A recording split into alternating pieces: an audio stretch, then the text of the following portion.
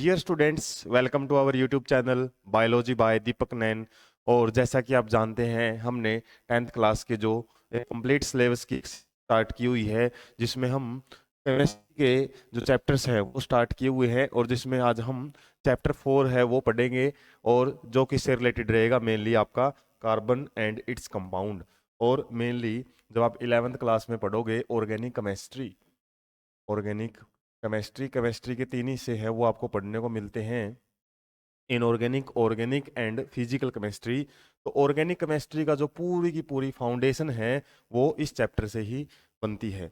तो कार्बन के बारे में हम क्या पढ़ेंगे इस फर्स्ट पार्ट में? मेनली इसका इंट्रोडक्शन देखेंगे, कार्बन क्या है, कहाँ पे ये लाई करता है पीरियडिक टेबल में, क्या क्या इसकी बेसिक प्रॉपर्टीज हैं, इसके अलावा कार्बन के क्या क्या एलोट्रोप्स हैं, और फंक्शनल ग्रुप्स वगैरह हैं वो क्या होते हैं, और क्या कुछ उनका फंक्शन होता है, या फिर क्यों उनको फंक्शनल ग्रुप हम बोलते हैं। तो ये चैप्टर आपका 3 पार्ट्स में रहेगा, जिसमें हम फर्स्ट पार्ट में मेनली एक इंट्रो ही पढ़ेंगे इस चैप्टर से रिलेटेड। काफ़ी कुछ आपके इंट्रो का मतलब ये नहीं है कि बेसिक ही रहेगा, काफ़ी कुछ चीज़ें हैं वो क्वेश्चंस जिनसे बन सकते हैं आपके, तो उन पे भी हम काफ़ी ऐसे पॉइंट है वो डिस्कस करेंगे। तो स्टार्ट कर लेते हैं बिल्कुल बेसिक से। इसमें आपसे सबसे पहले जो डिस्कशन है वो है कार्बन क्या है। और कार्बन के बारे में आप थोड़ा सा आइडिया तो 9th क्लास में भी ले लेते हो कि कार्बन क्या है, हमारा एक ऐसा एलिमेंट है, एलिमेंट तो हम बोल सकते हैं जो कि एक नॉन मेटल है, नॉन मेटल। और नॉन मेटल है, और इसका जो एटॉमिक नंबर है वो क्या होता है? 6। और एटॉमिक नंबर का मतलब क्या होता है? नंबर ऑफ प्रोटॉन या फिर नंबर ऑफ इलेक्ट्रॉन। किसी भी एटम के अंदर जो नंबर ऑफ इलेक्ट्रॉन और नंबर ऑफ प्रोटॉन होते हैं वही उसका एटॉमिक नंबर रहता है। तो इसका मतलब इसके अंदर जो प्रोटॉन है और जो इलेक्ट्रॉन का नंबर है वो कितना है? 6 है।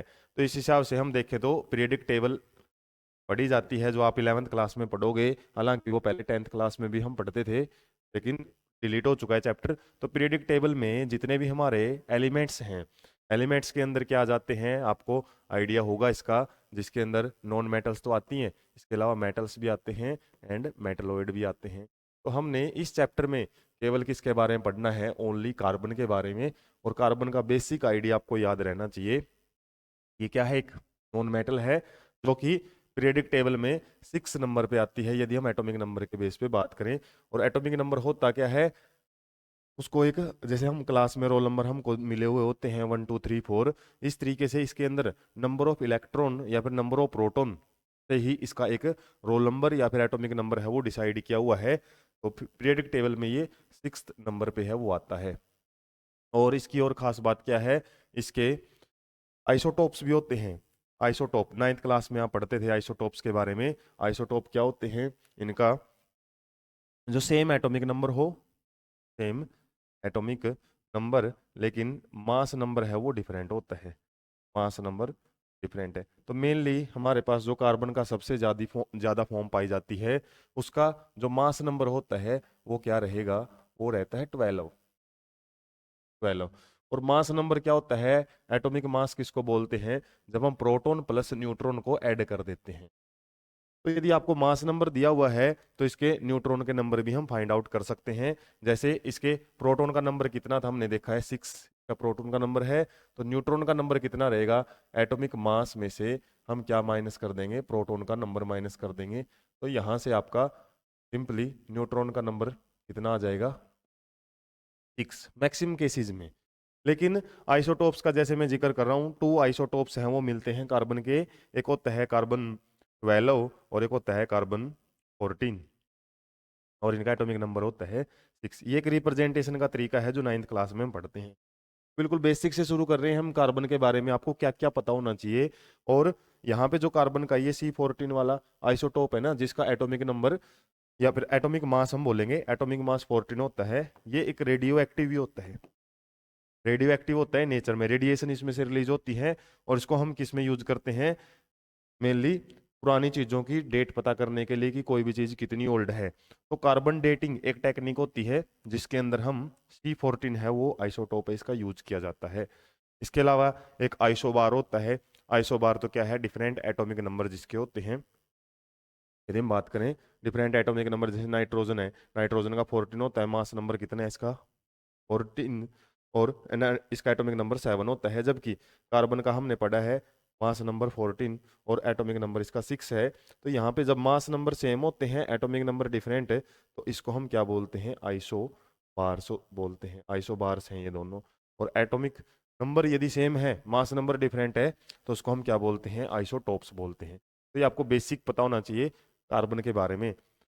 और थोड़ा सा आइडिया और क्या ले लेते हैं हम कार्बन का, जैसे हमने बात की है जेड, जेड किसके लिए आता है, एटॉमिक नंबर के लिए।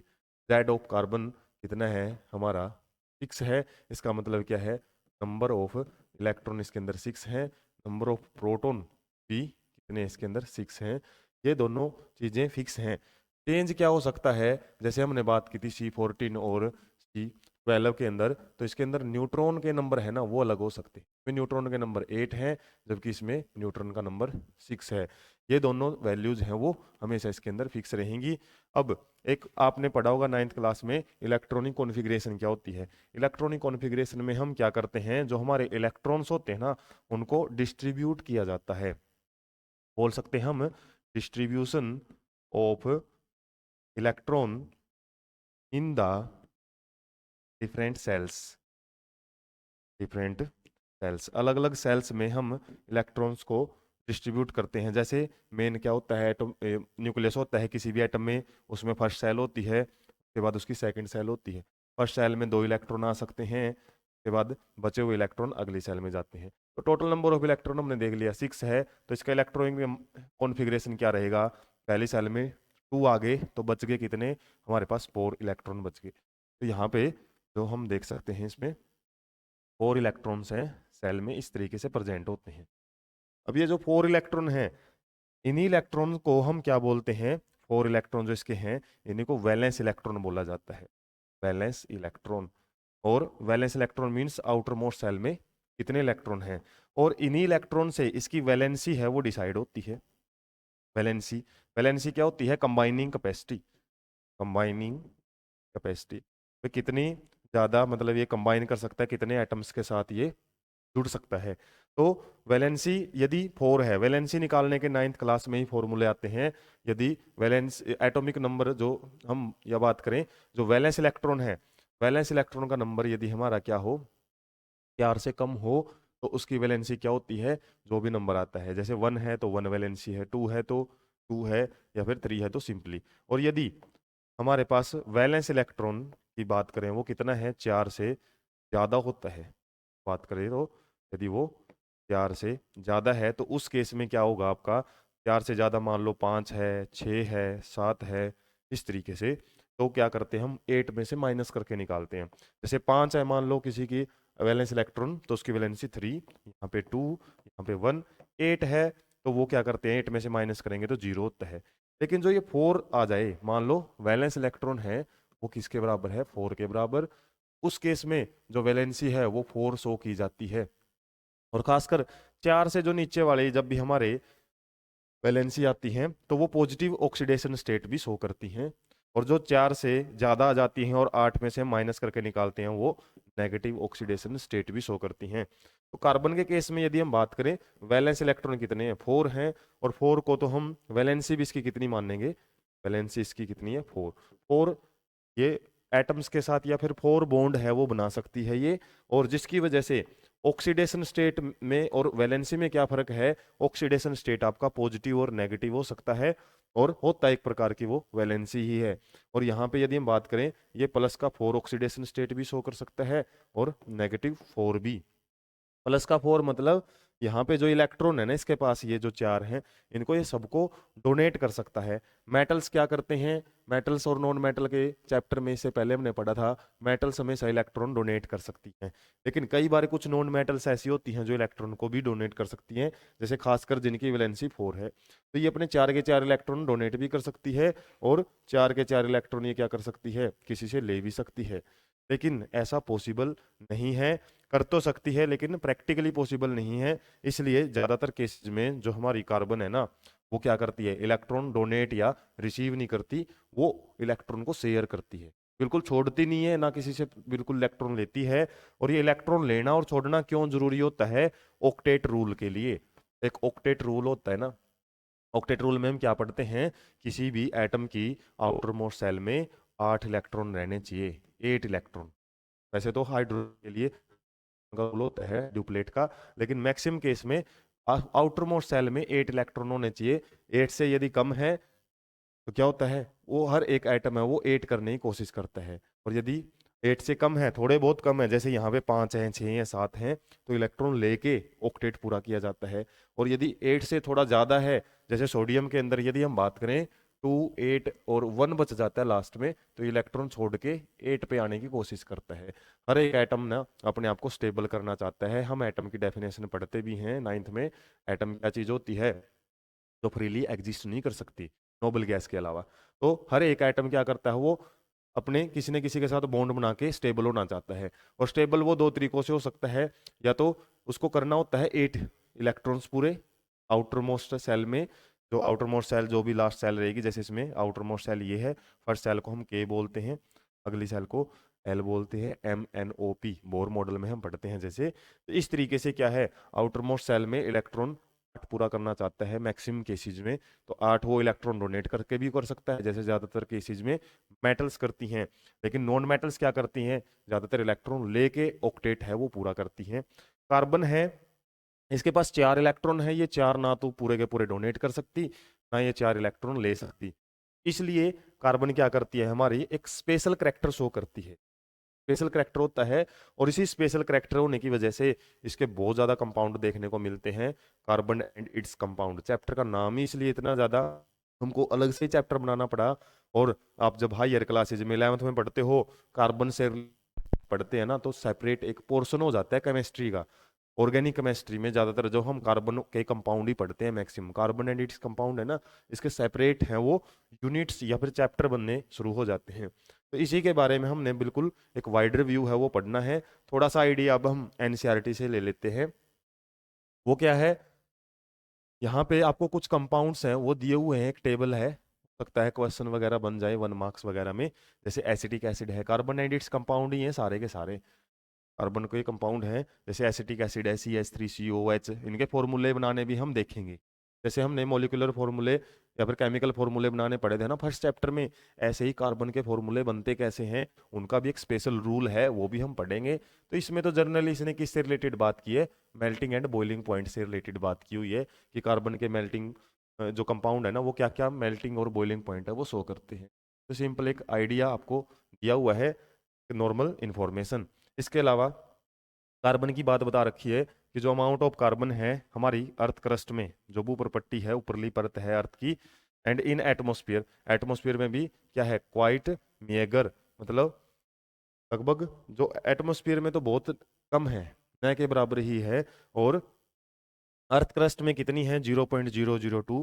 हालांकि हम एटमोस्फियर में तो याद रख लेते हैं 0.03, जबकि यहाँ पे कितनी है? 0.02% है। और ज्यादातर किस फॉर्म में मिलती है अर्थ क्रस्ट में? ये कार्बोनेट्स की फॉर्म में। कार्बोनेट का फॉर्मूला आपको पता भी है क्या होता है? CO3। और हाइड्रोजन कार्बोनेट का क्या होता है? HCO3। HCO3 होता है हाइड्रोजन कार्बोनेट, और CO3 क्या होता है? कार्बोनेट्स। और कार्बोनेट्स और बाइकार्बोनेट्स की फॉर्म में बहुत सारी मेटल्स हैं जाती हैं। प्रीवियस चैप्टर में भी हमने मेटल के सेक्शन में पढ़ा था। और आपके लिए क्वेश्चन क्या है? जो कार्बोनेट्स के ओरेज होते हैं मेटल्स के, उनके लिए हम कौन सी प्रोसेस यूज करते हैं? कैल्सिनेशन या रोस्टिंग? आप कमेंट सेक्शन में छोड़ सकते हैं। उसके बाद कार्बन और किस में पाई जाती है? ऑयल में, पेट्रोलियम। ऑयल और पेट्रोलियम पढ़ते हैं, 8th क्लास में पढ़ा जाता है, कोयल कैसे बनता है, पेट्रोलियम कैसे बनता है। तो जितने भी ये सब्सटेंस हैं हम एक प्रकार के फ्यूल्स के रूप में यूज करते हैं, उसमें भी कार्बन अच्छा खासा पाया जाता है। इसके अलावा एटमोस्फियर में आपको याद ये तो रखने की जरूरत नहीं है, याद रह ही जाता है। तो ये दो आपको वैल्यूज याद रखनी पड़ेंगी। अर्थ क्रस्ट में 0.02, जबकि यहाँ पे क्या है? 0.03 एटमोस्फियर में। और किस फॉर्म में मिलती है? ज्यादातर केसेस में आपको कार्बन डाइऑक्साइड की केसेस में मिलती है। कार्बन डाइऑक्साइड मतलब जैसे CO2, हम देखते हैं CO2 का बड़ा ही इंपॉर्टेंस होता है प्लांट्स के लिए, फोटोसिंथेसिस करते हैं, और उसी फोटोसिंथेसिस से हम खाना खाते हैं। जो खाना बनता है प्लांट्स में वही तो हम खाते हैं, प्रोड्यूसर का काम करते हैं प्लांट्स। तो इस तरीके से फोटोसिंथेसिस का बड़ा इंपॉर्टेंट रोल है। नेक्स्ट चैप्टर में हम पढ़ेंगे भी, चैप्टर 5 के अंदर। और हम जो CO2 छोड़ते हैं एनवायरनमेंट में, एक बैलेंस सा बना रहता है हमारे और प्लांट्स के बीच में। In spite of this small amount, carbon है बहुत ज़्यादा मात्रा में है वो मिलती है, अलग अलग कंपाउंड्स के रूप में मिलती है। हमारी बॉडी में भी कार्बन के बहुत ज़्यादा मॉलिक्यूल्स हैं। ऑर्गेनिक कंपाउंड के अंदर हम ऑर्गेनिक मॉलिक्यूल्स पढ़ते हैं, और जितने भी लिविंग सिस्टम हैं, जितने भी लिविंग ऑर्गेनिजम्स, उनके अंदर बहुत ज़्यादा अमाउंट में कार्बन है वो मिलती है। हम नेक्स्ट बढ़ लेते हैं। कार्बन का मैंने बताया था एक बड़ा ही इंपॉर्टेंट करेक्टर होता है, वो क्या, उसकी वैलेंसी 4 होने की वजह से कार्बन है ना तो क्या कर सकती, देखो यहाँ पे वही एक्सप्लेनेशन अपनी बुक के अंदर दी हुई है कि कार्बन के पास दो चॉइस होती हैं, या तो वो 4 नेगेटिव चार्ज लेके आ जाए, इलेक्ट्रॉन है वो ले ले किसी से ऑक्टेट पूरा करने के लिए। हमने पढ़ा था इसकी इलेक्ट्रॉनिक कॉन्फ़िगरेशन क्या रहती है, 2 और 4। और इस 4 को 8 करने के लिए, या फिर इस 4 को पूरे के पूरे निकालने के लिए, डुप्लेट पूरा करने के लिए 2 अपॉर्चुनिटी है कार्बन के पास।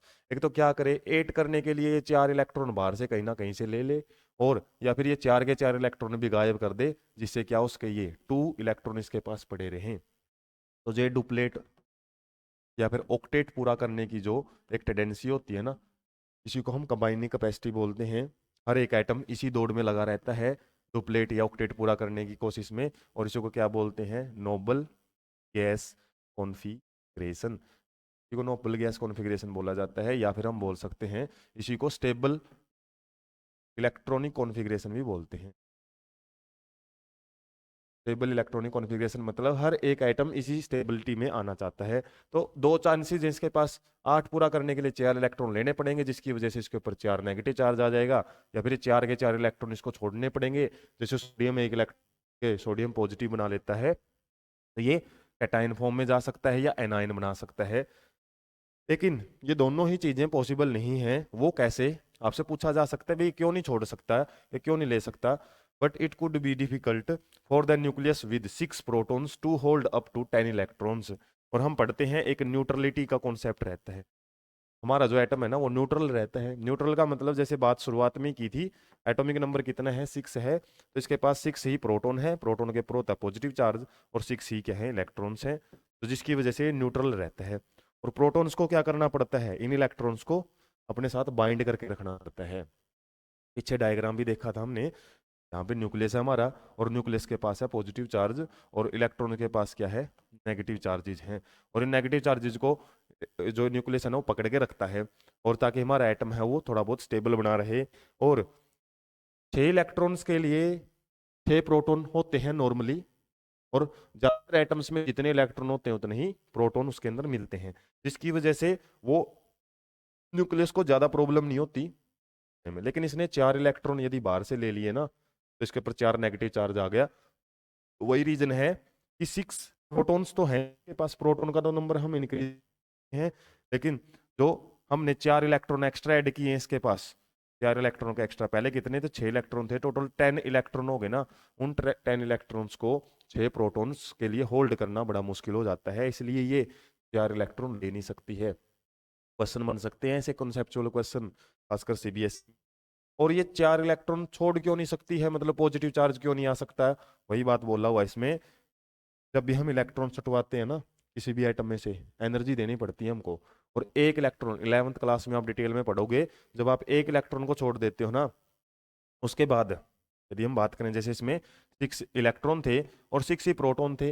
अब जब एक इलेक्ट्रॉन हमने मान लो इसका छुटवा दिया, तो कितने इलेक्ट्रॉन बच गए इसके पास, 5, और 6 इसके पास प्रोटॉन है।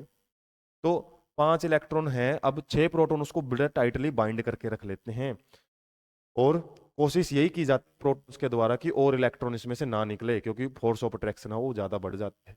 जैसे यहाँ पे मुश्किल हो गया था ना प्रोटॉन्स को पकड़े रखना 10 इलेक्ट्रॉन्स के लिए, यहाँ पे तो प्रोटॉन तो हमारे उतने 6 ही हैं, और जैसे एक इलेक्ट्रॉन मान लो इसने गायब कर दिया, तो क्या आ गया, कार्बन के ऊपर पॉजिटिव चार्ज आ गया। मान लो इसके पास 5 इलेक्ट्रॉन बच गए, पहले 6 थे, और प्रोटॉन तो इसके पास उतने ही है, तो ये टाइटली बाउंड कर लेते हैं प्रोटॉन, इनको अच्छे से पकड़ लेते हैं।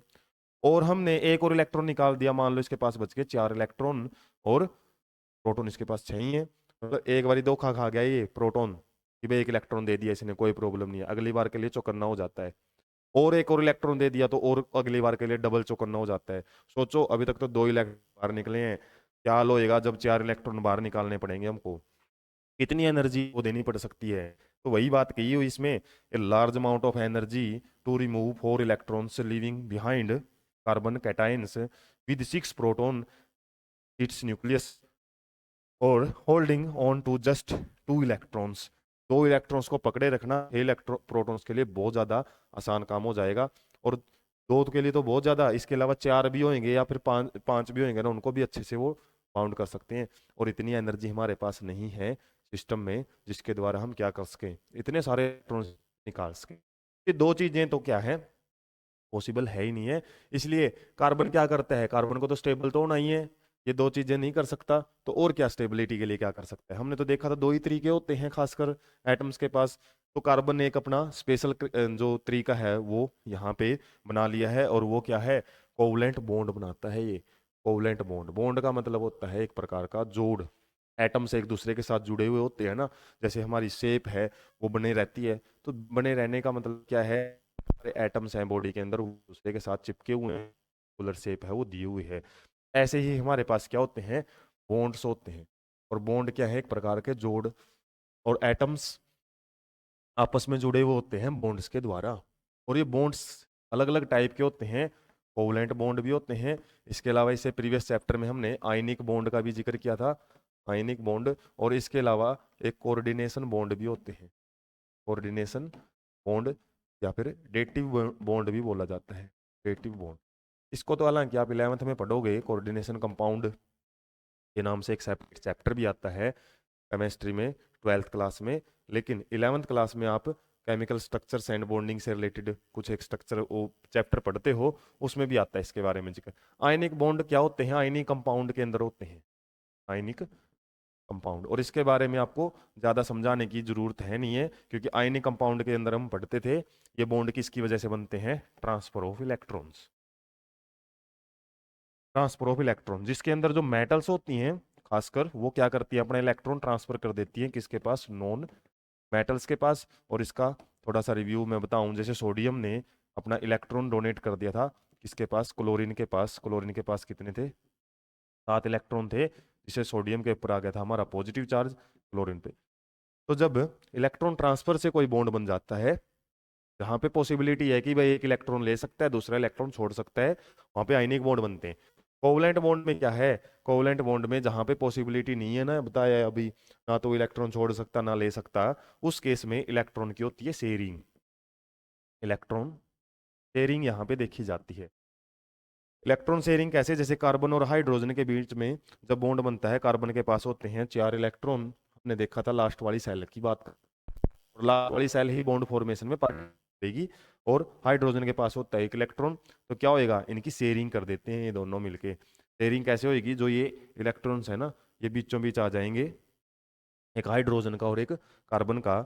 और ये क्या करता है, हाइड्रोजन अपना डुप्लेट पूरा कर लेता है, और कार्बन है अपना ऑक्टेट। ऑक्टेट कैसे, ये और भी बॉन्ड बनाएगा, जैसे और एक और हाइड्रोजन है उसके साथ बॉन्ड बना लेगा, ऐसे ही दूसरा हाइड्रोजन है, इस तरीके से एक और हाइड्रोजन है। तो हाइड्रोजन अपना डुप्लेट पूरा कर लेता है, और कार्बन है अपना ऑक्टेट पूरा कर लेता है। देख सकते हैं कार्बन के 8 इलेक्ट्रॉन पूरे हो जाते हैं। और इस तरीके से ये सर्कल बनाने के मतलब है, हाइड्रोजन का एक अलग सर्कल है, मतलब इसने अपने डुप्लेट है वो पूरे कर लिए। इस तरीके से शेयरिंग होती है, मतलब एक इलेक्ट्रॉन है किसी दूसरे एटम का आएगा बीच में, और एक कार्बन का आएगा, दोनों के बीच में शेयरिंग, और दोनों अपना अपना काम निकाल लेंगे। हाइड्रोजन अपना ये डुप्लेट पूरा कर लेता है, जबकि ये ऑक्टेट पूरा कर लेता है। तो जो बॉन्ड इलेक्ट्रॉन शेयरिंग से बनते हैं, और ऐसे ऐसे स्ट्रक्चर इस चैप्टर में हम बहुत देखेंगे। तो आपने सिंपल याद रखना है कोवलेंट बॉन्ड क्या होते हैं। कोवलेंट बॉन्ड वो बॉन्ड होते हैं, bond formed by the sharing of electron between 2 atoms. 2 atoms के बीच में जब शेयरिंग से बॉन्ड बनते हैं उसको हम कोवलेंट बॉन्ड बोलते हैं। और इसी के हमने टाइप हैं वो देखने हैं इस चैप्टर में। कोऑर्डिनेशन बॉन्ड का थोड़ा सा आइडिया मैं दे देता हूँ। कोऑर्डिनेशन बॉन्ड में क्या होता है, एक एटम है ना वो अपने इलेक्ट्रॉन शेयरिंग के लिए बीच में रख देता है, और दूसरा एटम है वो कोई भी इलेक्ट्रॉन है वो डोनेशन के लिए नहीं रखेगा, और लेकिन शेयरिंग करेगा। मतलब है ये इलेक्ट्रॉन किसके, इस एटम के, शेयरिंग दोनों के बीच में होती है। The type of bond in which क्या the type of bond which is formed by the sharing of electron between the two atoms in which only one atom donates its electron for sharing, जिसमें एक ही atom है वो sharing के लिए अपने electron देता है तो एक प्रकार का कोवलेंट बॉन्ड ही, लेकिन इसको हम एक स्पेशल पूरा कोवलेंट प्योर कोवलेंट नहीं बोल सकते क्योंकि शेयरिंग होती दोनों के बीच में। लेकिन शेयरिंग की खास बात क्या है, शेयर किसको बोला जाता है, जिसमें दोनों का इक्वल पार्टिसिपेशन हो, लेकिन इसमें तो इक्वल पार्टिसिपेशन नहीं है, इसमें इक्वल पार्टिसिपेशन है और हमने कोवलेंट बॉन्ड इस चैप्टर में अच्छे से पढ़ने हैं। तो जैसे कोवलेंट बॉन्ड के बारे में आपको यहाँ पे कुछ स्ट्रक्चर्स हैं वो दी हुई हैं, एग्जाम में भी पूछी जा सकती हैं स्ट्रक्चर। जैसे कि यहाँ पे हम बात करें हाइड्रोजन का जो मॉलिक्यूल है वो बनाया हुआ दिखा रखा है। हाइड्रोजन गैस जो होती है H2 मॉलिक्यूल जो हम पढ़ते हैं वो है, ये ऑक्सीजन का मॉलिक्यूल दिया हुआ है और ये नाइट्रोजन का मॉलिक्यूल है। तो इस तरीके से ये तीन मॉलिक्यूल यहाँ पे दिए हुए हैं। और कोवलेंट बॉन्ड के जैसे भी होते हैं टाइप कैसे हैं, जैसे यहाँ पे बात करें तो ये सिंगल बॉन्ड को रिप्रेजेंट किया हुआ है, सिंगल बॉन्ड। यहाँ पे किसकी बात चली हुई है, डबल बॉन्ड की, और यहाँ पे किसकी बात चली हुई है, ट्रिपल बॉन्ड की। तो डबल बॉन्ड, ट्रिपल बॉन्ड और सिंगल बॉन्ड क्या होते हैं हमारे, ये सिंपली कोवलेंट बॉन्ड के ही टाइप हैं। और हमने देखा था क्या होती है, इलेक्ट्रॉन्स की शेयरिंग होती है। जैसे हमारे पास हाइड्रोजन है यहाँ पे और ये क्रॉस क्या है, क्रॉस को कंफ्यूज नहीं होना आपने, ये डॉट भी लगा सकते हो आप। तो इस तरीके से ये जो डॉट हैं इलेक्ट्रॉन्स को रिप्रेजेंट करते हैं। और जब दो हाइड्रोजन के एटम, अब एक हाइड्रोजन के पास एक ही इलेक्ट्रॉन होता है खुद का, तो क्या करते हैं जब दो हाइड्रोजन एक दूसरे के पास आते हैं तो क्या होता है, उनके बीच में जो इलेक्ट्रॉन्स है ना वो क्या होते हैं, शेयर हो जाते हैं, दोनों के डुप्लेट पूरे हो जाते हैं। तो इस तरीके से एक स्ट्रक्चर बन जाती है जिसमें दोनों हाइड्रोजन है अपना डुप्लेट पूरा कर लेते हैं, शेयरिंग हो जाती है दोनों के बीच में। और इस शेयरिंग को हम कैसे रिप्रेजेंट करते हैं, इस डैश से रिप्रेजेंट किया जाता है, ये डैश साइन यूज किया जाता है। और जब ये दो डैश हैं, जैसे ऑक्सीजन में दो डैश हैं, इसका मतलब क्या है, ऑक्सीजन की यदि हम बात करें एटॉमिक नंबर होता है इसका 8 और इसके पास इलेक्ट्रॉन कॉन्फ़िगरेशन होती है 2 6। और जब 6 है इसको दो इलेक्ट्रॉन्स की जरूरत है अपना ऑक्टेट पूरा करने के लिए, 8 पूरा करने के लिए। ऑक्सीजन है ना दो कोवलेंट बॉन्ड बनाना पसंद करता है। जैसे कार्बन है, कार्बन के पास 4 इलेक्ट्रॉन की कमी है ना, वो 4 बॉन्ड बनाने की कोशिश करती है। 4 बॉन्ड में वो डबल बॉन्ड 2 भी बना सकती है, ट्रिपल बॉन्ड भी, या फिर सिंगल बॉन्ड भी बना सकती है। तो ऑक्सीजन है, ऑक्सीजन देखो हमारे पास यदि दो ऑक्सीजन के एटम है ना पास पास आ जाते हैं तो दोनों ऑक्सीजन के एटम की कंडीशन क्या है, दोनों के पास 6 इलेक्ट्रॉन तो हैं, तो ये क्या करेंगे, दो इलेक्ट्रॉन इस ऑक्सीजन के, ये मान लो, और दो इलेक्ट्रॉन इस ऑक्सीजन के क्या होंगे, बीच में आ जाते हैं। टोटल 4 इलेक्ट्रॉन की शेयरिंग होती है। तो 4 इलेक्ट्रॉन की शेयरिंग होगी तो यहाँ पे हमारे पास क्या बनेगा, एक डबल बॉन्ड बन जाता है। तो यहाँ पे हम बोल सकते हैं 2 इलेक्ट्रॉन्स की शेयरिंग है। जब 4 इलेक्ट्रॉन की शेयरिंग हो जाती है, 4 इलेक्ट्रॉन शेयरिंग बिटवीन 2 एटम्स, ये भी याद रखना है, 2 एटम्स के बीच 4 इलेक्ट्रॉन की शेयरिंग है, 2 एटम्स के बीच में, उससे डबल बॉन्ड बन जाता है। और इसी तरीके से ये एक अलग मॉलिक्यूल है CH4 का, हालांकि इसका तो मैंने अभी डायग्राम बनाया भी था। नाइट्रोजन का देख लेते हैं पहले। नाइट्रोजन की कंडीशन क्या है भाई, नाइट्रोजन 7वें नंबर पे आता है, एटॉमिक नंबर है इसका 7, इलेक्ट्रॉन इसके अंदर है 7। तो इसकी इलेक्ट्रॉनिक कॉन्फ़िगरेशन रहेगी 2 और 5। और 5 है तो कितने इलेक्ट्रॉन्स की जरूरत है इसको ऑक्टेट पूरा करने के लिए, 3। तो इस केस में इसके जो 5 इलेक्ट्रॉन है ना वो इस तरीके से दिखाए जाते हैं, नाइट्रोजन के 5 क्रॉस हैं, इसके भी 5 है, 2 नाइट्रोजन के एटम है। तो जाहिर सी बात है इसको कितने चाहिए, 3 इलेक्ट्रॉन इसको चाहिए शेयरिंग के लिए, 3 इसको, तो 3 इलेक्ट्रॉन वो बीच में है वो छोड़ देते हैं, जिससे क्या होएगा, हमारा टोटल 6 इलेक्ट्रॉन की शेयरिंग होती है, 6 इलेक्ट्रॉन की शेयरिंग है वो मिलेगी। और 6 इलेक्ट्रॉन की शेयरिंग से जो यहाँ पे क्या बनेगा, ट्रिपल बॉन्ड बनेगा। तो 6 इलेक्ट्रॉन की शेयरिंग किसमें है, बिटवीन 2 एटम्स। एटम्स यहाँ पे 2 होने चाहिए क्योंकि शेयरिंग तो कार्बन है ना, यहाँ पे देख सकते हैं हम, कार्बन यहाँ पे कितने का रखी है टोटल, खुद के 4 इलेक्ट्रॉन खुद के हैं इसके, और 4 इलेक्ट्रॉन किसके हैं, हाइड्रोजन के हैं। जैसे हाइड्रोजन आया वहां से खुद का एक इलेक्ट्रॉन लेके आया, यहाँ पे दूसरा हाइड्रोजन है, तीसरा हाइड्रोजन है, चौथा हाइड्रोजन है। तो कार्बन ने 4 हाइड्रोजन के साथ बॉन्ड बना रखे हैं, इसमें 4 बॉन्ड बने हुए हैं। इसको आप ये नहीं बोल सकते कि जैसे इसको ट्रिपल बॉन्ड बोलेंगे तो उसको क्वार्टरल बॉन्ड बोल सकते हो, नहीं, एटम्स 2 होने चाहिए तभी हम बोल सकते हैं बॉन्ड। और ज्यादातर हम केमिस्ट्री में 3 बॉन्ड तक ही ज्यादातर देखते हैं, ट्रिपल बॉन्ड तक ही कंडीशन देखते हैं। इस तरीके से यहाँ पे क्या है, बॉन्ड हमारे कितने बने हुए हैं, कोवलेंट बॉन्ड की बात करें, कार्बन है वो अपने एक एक इलेक्ट्रॉन हाइड्रोजन वाले इलेक्ट्रॉन्स के साथ शेयरिंग किया हुआ है। और इस तरीके से हाइड्रोजन का तो क्या हो जाता है, डुप्लेट पूरा हो जाता है, जबकि जबकि कार्बन अपना ऑक्टेट पूरा कर लेता है। और इसको रिप्रेजेंट कैसे करेंगे हम, जैसे बीच में हमने कार्बन ले लिया और ये इसके 4 डैश लगानी है, हाइड्रोजन लगे हुए हैं इस तरीके से। तो इस तरीके से CH4 की जो स्ट्रक्चर है ना वो बनती है। और जो ये डॉट लगा लगा के स्ट्रक्चर बनती है ना, डॉट या क्रॉस लगा के जितने भी स्ट्रक्चर हैं, ये आपकी इलेक्ट्रॉन डॉट स्ट्रक्चर्स हैं, याद रखना, इलेक्ट्रॉन डॉट स्ट्रक्चर। और इस चैप्टर से बहुत ही ज़्यादा ये स्ट्रक्चर्स आपसे पूछी जाती हैं और ज़्यादा मुश्किल नहीं है, सिंपल सी बात है। आपको एटॉमिक नंबर पता होना चाहिए, कितने इलेक्ट्रॉन्स की जरूरत है, उन इलेक्ट्रॉन्स को बीच में रखना है। जैसे इसमें नाइट्रोजन के 3 इलेक्ट्रॉन की जरूरत है, 3 यहाँ से आगे, तो इसके पास 2 बचे हैं, वो 2 यहाँ रिप्रेजेंट कर दिए, ये 2 इसके पास यहाँ रिप्रेजेंट कर दिए, 6 की हो जाती है शेयरिंग। 6 की शेयरिंग कैसे, 6 तो यहाँ पे आ ही गए हैं इस नाइट्रोजन के पास, 2 इसके पास है ही है, 8 इलेक्ट्रॉन वो पूरे कर लेता है। तो इसमें कोवलेंट बॉन्ड में हम इतना समझते हैं क्या होती है, शेयरिंग होती है इलेक्ट्रॉन्स के बीच में। कार्बन का तो अभी तक हमने जिक्र ही नहीं किया, ये तो सिंपल हमने कोवलेंट बॉन्ड के टाइप पढ़े हैं। कार्बन का थोड़ा सा जिक्र यहाँ पे जरूर आया है, जिसमें हमने CH4, क्या बोलते हैं CH4 को, मिथेन, मिथेन के बारे में आगे पढ़ेंगे भी। मिथेन का जो नाम है ये ऐसे कैसे पड़ा है, तो ऐसे काफ़ी सारी चीज़ें इस चैप्टर में आएंगी। तो नेक्स्ट पढ़ लेते हैं हम एलोट्रोप्स ऑफ कार्बन। हमने ये देख लिया कार्बन के अंदर बॉन्ड है वो कितने टाइप के मिल सकते हैं, कैसे बॉन्ड मिलते हैं, कोवलेंट बॉन्ड। लेकिन यहाँ से भी आपका क्वेश्चन बन सकता है, एलोट्रोप्स क्या होते हैं।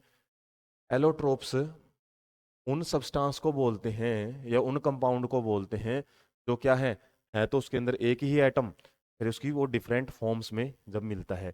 जैसे कोई भी एटम जब आपका डिफरेंट फॉर्म्स में मिलता है नेचर के अंदर, उसको हम क्या बोलते हैं, एलोट्रोप्स ऑफ कार्बन। जैसे कार्बन है वो डायमंड की फॉर्म में मिलता है, ये डायमंड रहा, उसके बाद या फिर ये ग्रेफाइट की फॉर्म में मिलता है, और या फिर एक C60 ब्लैक मिनिस्टर फुलरिन्स, इस तरीके की स्ट्रक्चर में मिलता है। ये 2 स्ट्रक्चर आपकी बड़ी इंपॉर्टेंट है, डायमंड की और ग्रेफाइट की, ये आपसे एग्जाम में पूछी जा सकती हैं। ग्रेफाइट की स्ट्रक्चर बनाओ, तो होते क्या है, डायमंड के अंदर है ना जो हमारे कार्बन है, कार्बन क्या है, 4 बॉन्ड बना सकता है, ये हमने देख लिया। और कार्बन जो जितने भी बॉन्ड बनाता है ना 4, उसके साथ कार्बन ही जुड़ी होती है, हर जगह पे कार्बन है वो मिलेगी आपको, दूसरा कोई भी आइटम नहीं मिलेगा। तो ये एक प्रकार की एलिमेंटल फॉर्म भी, फॉर्म, एलिमेंटल फॉर्म पूछी जाए ना तो उसके अंदर याद रखना केवल उसी के एटम मिलेंगे, जैसे ये एटम हुए हैं, कोवलेंट बॉन्ड बनाए हुए हैं, कुछ इस टाइप की स्ट्रक्चर है वो बनती है।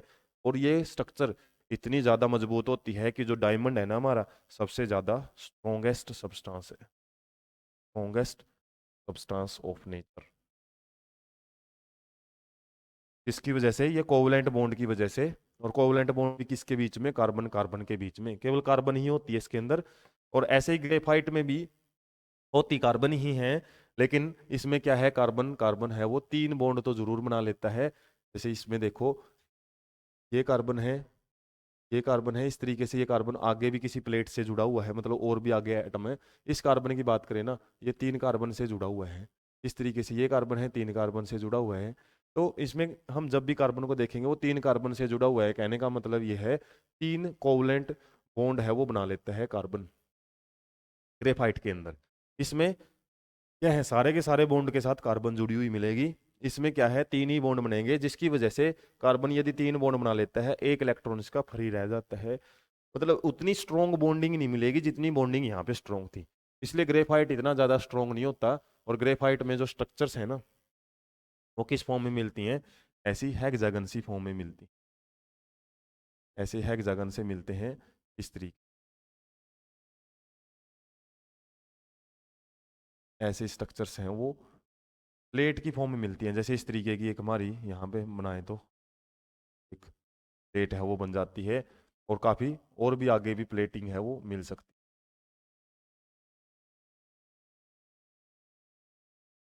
तो इसमें डायग्राम में ना सिंपल रिप्रेजेंटेशन के लिए हमारे पास क्या दिया हुआ है, पर ये 3 हेक्सागन दिए हुए हैं, नीचे भी 3 हेक्सागन है। इस तरीके से जब हम स्ट्रक्चर बनाते हैं ना ग्रेफाइट की, तो ये आपको ध्यान रखना है कि इस तरीके से बनी हुई है। इसमें जैसे ये हेक्सागन है, ऐसी ही सेम प्लेट है वो नीचे भी आपको मिलती है हेक्सागन्स की। इस तरीके से प्लेटिंग की फॉर्म में है जो हमारा ग्रेफाइट है वो मिलता है।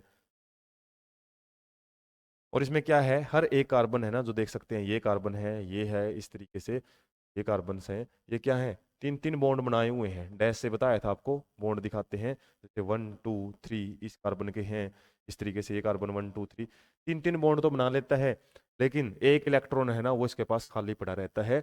और इस इलेक्ट्रॉन की वजह से ये इलेक्ट्रॉन क्या है, फ्रीली मूव कर सकता है। और ये इलेक्ट्रॉन फ्रीली मूव करेगा ना तो क्या है, इलेक्ट्रिकल कंडक्टिविटी आ जाती है इसके अंदर, इलेक्ट्रिकल कंडक्टिविटी। और इसी रीजन से ग्रेफाइट एक गुड कंडक्टर होता है किसका, इलेक्ट्रिसिटी का। नॉन मेटल होते हुए भी याद रखना, इसके अंदर नॉन मेटल है, कार्बन ही है इसके अंदर, लेकिन फिर भी ये गुड कंडक्टर ऑफ इलेक्ट्रिसिटी है। एसएफ वो जो होता है पूछ ले जाता है, क्यों, क्योंकि इसके पास फ्री इलेक्ट्रॉन होता है मूव करने के लिए। और इलेक्ट्रॉन्स ही क्या करते हैं, flow of charge is called electricity, हम फिजिक्स में पढ़ते हैं। तो यहाँ पे क्या है, और जितने भी मेटल्स हैं ना वो इलेक्ट्रिसिटी के गुड कंडक्टर क्यों हैं, क्योंकि उनके पास एक फ्री इलेक्ट्रॉन होता है। इसी तरीके से ये जो इलेक्ट्रॉन्स हैं या फिर ये जो अपनी कार्बन्स हैं वो नीचे वाली प्लेट के साथ क्या है, एक प्रकार का एक फोर्स ऑफ अट्रैक्शन मिलता है इनके बीच में। जो मतलब ऊपर वाली जो लेयर होगी ना कार्बन एटम्स की, एक नीचे वाली लेयर होगी, इसी तरीके से उनके बीच में क्या है, एक फोर्स ऑफ अट्रैक्शन रहता है। और कौन सा फोर्स ऑफ अट्रैक्शन है, शायद वो तो यहाँ पे आपको ना मिले। ग्रेफाइट के अंदर हेक्सागोनल एरेज होते हैं, पैटर्न होता है, और इसके अंदर मेनली क्या है आपका, तो ये एक प्रकार की जो डॉटेड सी लाइन है ना, ये एक प्रकार का सिंपल फोर्स ऑफ अट्रैक्शन है। वैंडरवाल फोर्स ऑफ अट्रैक्शन भी इसको बोलते हैं। फोर्स ऑफ अट्रैक्शन एक लो फोर्स ऑफ अट्रैक्शन है, जिसकी वजह से ये लेयर है ना एक दूसरे के ऊपर स्लिप कर सकती हैं। और स्लिप करने की वजह से जो ग्रेफाइट है ना वो क्या है, एक लुब्रिकेंट के रूप में भी यूज किया जाता है।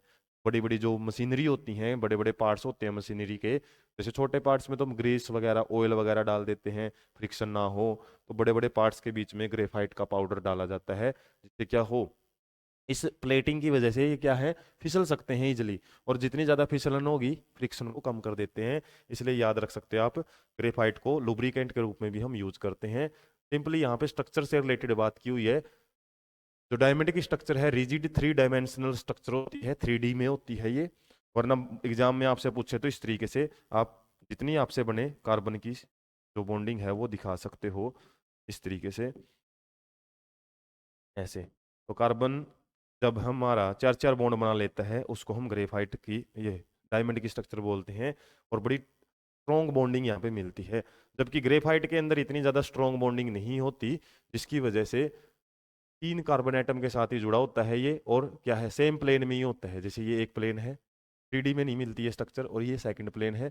इस तरीके से क्या है, इनके बीच में हम बोल सकते हैं कि एक प्रकार का लोअर फोर्स ऑफ अट्रैक्शन है। इसमें लिखा भी हुआ है, जब आप इसको डू यू नो में पढ़ोगे ना तो इसमें दिया हुआ है, जो हमारा स्मूथ एंड स्लिपरी सरफेस होती है किसकी, diamond is hard as substance known as wheel, graphite is smooth and slippery, थोड़ा सा फिसलन होती है। इसी की वजह से क्या है, ये गुड कंडक्टर भी होता है, फ्री इलेक्ट्रॉन होता है इसके अंदर, और जबकि इस स्लिपरी सरफेस की वजह से लुब्रिकेंट के रूप में भी यूज किया जाता है।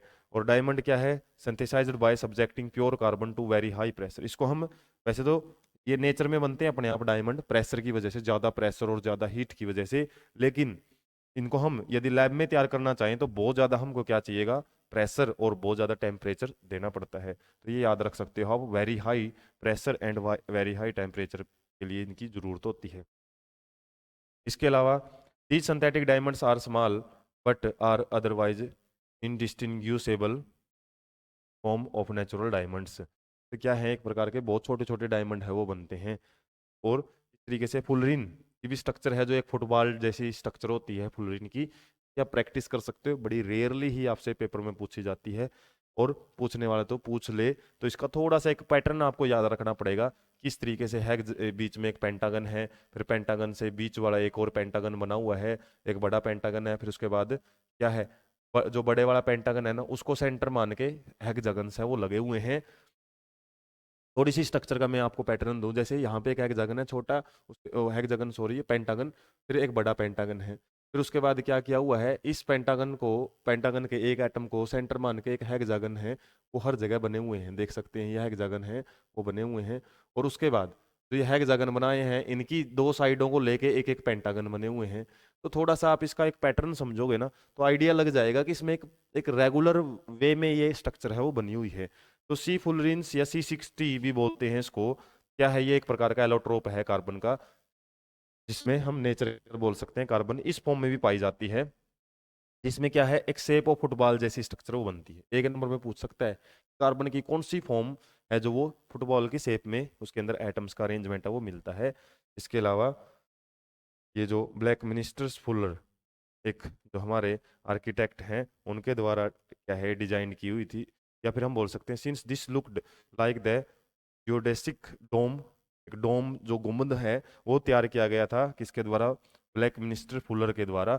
और उसी के नाम से ये गुंबद जैसी ही शेप बनती है, एक प्रकार का डोम जैसी शेप ही, और उसी से इसका नाम दूसरा ये नाम क्या पड़ गया है? बक, बक है ये, बक मिनिस्टर और फुलरेन। इस तरीके से इसको C60 का दूसरा नाम भी है, डोम जैसी शेप होने की वजह से इसको बोला जाता है। तो ये आप याद रख सकते हो, 3 फॉर्म है वो कार्बन की पाई जाती है नेचर में, और उसी को हम क्या बोलते हैं? Simply allotropes. अब हम क्वेश्चन देख लेते हैं in text question. First in text question है, और में क्या बोला हुआ है? What would be the electron dot structure of carbon dioxide? Formula आपको दे दिया है, वैसे फॉर्मूला नहीं भी देगा तो वो भी आपको पता ही है। तो इसकी पहले आपको सिंपल स्ट्रक्चर पता होनी चाहिए। कार्बन के अंदर क्या सिनेरियो होता है? कार्बन डाइऑक्साइड के अंदर जो 2 ऑक्सीजन के एटम है ना, हमने देखा था ऑक्सीजन डबल बॉन्ड बना सकता है। तो एक ऑक्सीजन है वो एक साइड से डबल बॉन्ड बना लेते हैं, दूसरा ऑक्सीजन दूसरी साइड से डबल बॉन्ड बनाएगा। कार्बन के कितने हो गए? यहाँ पे हम देख सकते हैं 2 डबल बॉन्ड है कार्बन ने बना लिए। तो कार्बन या तो 4 सिंगल बॉन्ड बना सकता है, या फिर 2 डबल बॉन्ड बना सकता है अपने ऑक्टेट पूरा करने के लिए, या फिर एक ट्रिपल बॉन्ड बना सकता है, और एक फिर इसको साथ में सिंगल बॉन्ड भी बनाना पड़ेगा, तब भी इसका ऑक्टेट पूरा हो जाएगा। तो इस केस में हम देख सकते हैं यहाँ पे कार्बन है, ऑक्सीजन के बीच में डबल बॉन्ड है। तो जब भी आप इलेक्ट्रॉन डॉट स्ट्रक्चर बनाओ ना, और आपको स्ट्रक्चर बेसिक स्ट्रक्चर उसको पता हो, तो जहाँ पे बताया था डबल बॉन्ड है वहाँ पे कितने इलेक्ट्रॉन्स की शेयरिंग होती है? 4 की। ऐसे ही यहाँ पे 4 इलेक्ट्रॉन की शेयरिंग है। तो यहाँ पे हम बात करें ऑक्सीजन स्ट्रक्चर की, हमने बात की थी ऑक्सीजन क्या करता है, 2 इलेक्ट्रॉन को तो शेयर कर लेता है, और 2 इलेक्ट्रॉन्स इसके पास, या फिर हम बोल सकते हैं 2 पेयर ऑफ इलेक्ट्रॉन इसके पास ऐसे ही पड़े होते हैं। इस तरीके से हमारा ऑक्सीजन है वो क्या कर लेता है? ऑक्टेट पूरा कर लेता है। इस साइड वाला ऑक्सीजन भी अपना ऑक्टेट पूरा कर लेता है, और कार्बन है जो इस तरीके से ऑक्टेट है कार्बन का पूरा हो जाता है। तो सिंपली ऑक्सीजन है उसके 8 पूरे हो जाते हैं इलेक्ट्रॉन्स, कार्बन के भी 8 पूरे हो जाते हैं, और उस ऑक्सीजन के भी 8 पूरे हो जाएंगे, जिससे हमारी ये इलेक्ट्रॉन डॉट स्ट्रक्चर बन जाती है। अब है हमारी सबसे इंपॉर्टेंट क्वेश्चन, इसके अंदर क्या है? इलेक्ट्रॉन डॉट स्ट्रक्चर आपसे पूछी हुई है मॉलिक्यूल्स की, सल्फर की। और सल्फर है जो में किस फॉर्म में पाया जाता है? एस, हिंट किसने दे दिया? S8 की स्ट्रक्चर। और काफी सारे बच्चे इस सिंपल सी स्ट्रक्चर के लिए कंफ्यूज रहते हैं। सल्फर की बात करें तो सल्फर आपका 16 नंबर पे आता है, और इसके अंदर यदि बात करें इलेक्ट्रॉनिक कॉन्फ़िगरेशन की 2, 8 और 6, और जैसे हम ऑक्सीजन में पढ़ते हैं 6 इलेक्ट्रॉन इसके आउटर मोस्ट सेल में रहते हैं, जैसे यहाँ पे भी ऑक्सीजन के पास 6 इलेक्ट्रॉन होते हैं ना, तो 2 के साथ तो ये बॉन्डिंग कर लेता है। तो इसकी स्ट्रक्चर समझ लेते हैं मेनली। तो यहाँ पे आपके कितने होते हैं? एक रिंग टाइप में है वो S8 की स्ट्रक्चर मिलती है। S8 की स्ट्रक्चर पहले तो पता होना चाहिए आपको रिंग फॉर्म में कैसे मिलेगी। इस तरीके से आप पहले 8 सल्फर है वो पता होना चाहिए आपको। और सल्फर क्या करता है? या तो डबल बॉन्ड बना सकता है सल्फर सल्फर के साथ, लेकिन ये बनाता नहीं है। ये हमारी नेचर के अंदर कैसे मिलता है? ये सिंगल सिंगल बॉन्ड बनाता है इस तरीके से। और सल्फर जैसे ऑक्सीजन 2 बॉन्ड बनाने की कैपेसिटी होती है ऑक्सीजन की, या तो वो डबल बॉन्ड बना लेता है ऑक्सीजन के साथ ही O2 के फॉर्म में, या फिर वो सिंगल सिंगल 2 बॉन्ड बनाता है। ऐसे हम सल्फर देख रहे हैं। अब ये जो सल्फर है यहाँ पे 2 सिंगल बॉन्ड बना लिए इसने। इस तरीके से ये सल्फर क्या है? अपने 2 सिंगल बॉन्ड बनाए हुए है, और ये 8 की फॉर्म में मिलता है, एक रिंग फॉर्म में। रिंग मतलब राउंड फॉर्म में मिलेगा। अब ऑक्सीजन जैसा ही सिनेरियो है इसके पास। अब ऑक्सीजन में हमने देखा था कितने इलेक्ट्रॉन्स होते हैं? 6 इलेक्ट्रॉन होते हैं, इसके पास भी इलेक्ट्रॉन ही होते हैं। हर एक सल्फर के पास 6 इलेक्ट्रॉन मिले। 6 में से क्या करेगा ये? जैसे ऑक्सीजन एक एक बॉन्ड बना लेता है, या फिर डबल बॉन्ड एक एक इलेक्ट्रॉन के साथ, 2 हमारे पास हम बोल सकते हैं 2 पेयर उसके पास ऐसे ही पड़े रहते हैं। सेम सल्फर के पास भी ऐसा ही सिनेरियो है। तो ये तो बॉन्ड दिखाने के लिए था। अब इसकी रियल स्ट्रक्चर है वो कैसे बनेगी, उसका आपको थोड़ा सा आइडिया है वो होना चाहिए। अब जैसे सल्फर की एक बार तो आपने सिंपली जैसे हमने स्ट्रक्चर बनाई थी, इसको रिंग में लिख लेना है एक बार तरीके से। राउंड में लिख लेना है। उसके बाद क्या करेंगे हम, सिंपली इसके जो फ्री इलेक्ट्रॉन्स हैं वो दिखा देंगे, या फिर जहां जहां पे हमने सिंगल बॉन्ड बनाए हैं वो भी हम दिखा सकते हैं। सिंगल बॉन्ड जैसे यहाँ पे बने हुए हैं, तो इस तरीके से ये सिंगल बॉन्ड में बताया था आपको दो दो इलेक्ट्रॉन्स होते हैं, तो वो दो दो इलेक्ट्रॉन्स हम के बीच में इस तरीके से लगा देंगे। उसके बाद क्या होएगा, बच गया तो इसको भी हम, ये तो मैंने दिखाए हैं शेयरिंग वाले इलेक्ट्रॉन। उसके बाद जो इसके पास जो इलेक्ट्रॉन्स क्या हैं ऐसे ही पड़े हुए हैं जिनके साथ ये बॉन्डिंग नहीं कर रहा, वो भी हम इसमें दिखा देते हैं। चार इलेक्ट्रॉन इसके पास ऐसे ही पड़े हुए होते हैं, और चार इलेक्ट्रॉन को जब आप रिप्रेजेंट करो ना तो उनका अलग सा दिखाओ। जैसे ये तो हमने दिखा दिए बॉन्डिंग वाले, और जो चार वाले हैं ना वो इनको आप इस तरीके से ऊपर नीचे या साइड में दिखा सकते हो। बस इस साइड में मत दिखाना, क्योंकि हमने इनके ऑक्टेट भी पूरे करके हैं वो दिखाने हैं अभी। इस तरीके से चार चार इलेक्ट्रॉन हर एक सल्फर के हम तरीके से लगा सकते हैं। और अब क्या करना है, हमने सिंपली का जो ऑक्टेट है सबका वो पूरा करते हुए दिखाना है। और जब भी ये सर्कल खींचे जाते हैं, ये तो मैंने एक सिंपल रिप्रेजेंटेशन दिखाया था, इससे कंफ्यूज मत होना। तो इसमें जब सर्कल खींचे जाते हैं ना, तो उसमें हम क्या ध्यान रखते हैं, हमारा एक तो बीच में एटम आना चाहिए कोई भी सिंबल, और उसके 8 इलेक्ट्रॉन्स हैं वो पूरे होते हुए दिखने चाहिए। अब इसका कैसे दिखाएंगे हम, इस तरीके से ऐसे सर्कल है वो बन जाएगा। इसका सर्कल हम इस तरीके से रिप्रेजेंट कर सकते हैं। ऐसे आपने सर्कल को खींचते टाइम ध्यान रखना है कि एक एटम आना चाहिए, और क्या है उसके 8 सर्कल के अंदर इलेक्ट्रॉन्स हैं वो शो होने चाहिए। इस तरीके से यहाँ पे सर्कल्स हैं वो आपने पूरे कर देने। ये ध्यान रखना ये वाले इलेक्ट्रॉन्स हैं वो सर्कल के अंदर नहीं आने चाहिए जो इसके पास एक्स्ट्रा पड़े हुए हैं। ठीक? और यहाँ पे हम देख सकते हैं हमारी जो इलेक्ट्रॉन डॉट स्ट्रक्चर है वो सल्फर की वो रेडी हो चुकी है। तो ऐसे सर्कल आपने खींचने हैं, थोड़े से ध्यान से खींचने पड़ेंगे आपको, ये ध्यान रखना है। राउंड राउंड से स्ट्रक्चर रखनी है, लेकिन राउंड रखते टाइम ये वाले जो इलेक्ट्रॉन्स है जो ये बॉन्ड नहीं बना रहा उनको आपने नहीं लेके आना है। तो ये आपका क्वेश्चन काफी बार मिल जाता है पेपर में कि एसिड की स्ट्रक्चर है इलेक्ट्रॉन डॉट स्ट्रक्चर, वो आप बना के दिखाओ। तो इसकी प्रैक्टिस करनी पड़ेगी आपको। पहले एस आपने आठों को सर्कल में लिख देना है, उसके बाद सबके बीच में सिंगल सिंगल बॉन्ड है तो उनके इलेक्ट्रॉन्स को आपने पेयर में लिख देना। बाकी बता होना चाहिए कि इनके पास हर एक सल्फर के पास दो दो पेयर, या फिर हम बोल सकते हैं चार चार इलेक्ट्रॉन ऐसे ही साइड में पड़े रहते हैं, उनको आपने अलग से लिख लेना है। उसके बाद आठ आठ हैं वो पूरे कर देने हैं।